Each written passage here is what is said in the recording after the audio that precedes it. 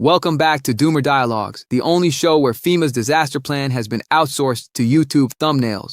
Today's guest is the man who turned philanthropy into content, made clickbait the last social safety net, and somehow became America's final functioning institution. Please welcome Mr. Beast.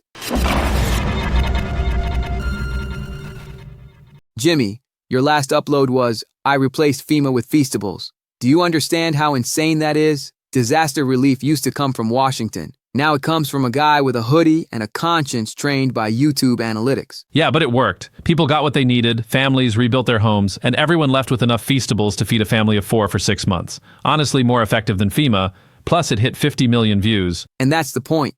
FEMA has billion-dollar budgets and can't get bottled water to hurricane survivors. You walk in with ad revenue and candy bars, and suddenly whole neighborhoods function again. You're basically replacing governance with spectacle. That's not reform. That's reality TV running the republic. Exactly.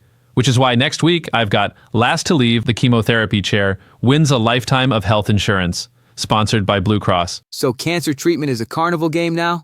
The richest country in history spends billions lobbying to deny coverage, but if people sit under your studio lights long enough, they might actually live? It's insane that this is the only path left that works. But people do get treatment. That's what matters. The views make it possible.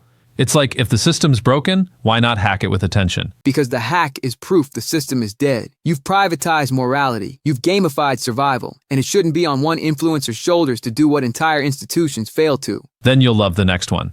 500 millennials in debt. Last one to file bankruptcy finally gets approved for a mortgage. I'm already building the set. It's part obstacle course, part open house, and part crowd of boomers pickpocketing their kids and then yelling at them for not having money. So housing policy is now a sweepstakes. HUD can't build affordable housing, but you'll get more families under a roof by dangling it as a prize. That's not reform, Jimmy. That's Hunger Games with a Zillow logo. Yeah, but tell me that wouldn't be the best video. Imagine the thumbnail, crying family holding keys, confetti falling, "I paid off their house," in giant red text. And that's where we are. The thumbnail is the policy. Exactly. I turn despair into content and the ad dollars turn into solutions. It's not perfect, but it works. And that's why I can't fully hate it. You've weaponized the worst parts of late-stage capitalism, attention farming, influencer culture, product placement, and somehow made them the only reliable aid normal people see. You're the only economic sector still growing, probably because it's built on thumbnails and despair. Which is why I've moved all my sponsorship money into Doomer on Base. If despair is the economy, I'm betting on the most honest currency. So,